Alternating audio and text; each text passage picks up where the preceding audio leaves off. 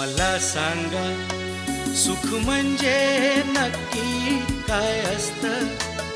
मला सांगा सुख म्हणजे नक्की काय असतं. काय पुण्य असलं की ते घर बसल्या मिळतं.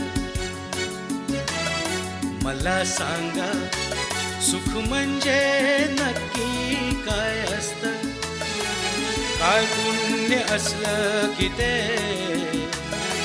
घर बसल्या मिळतं.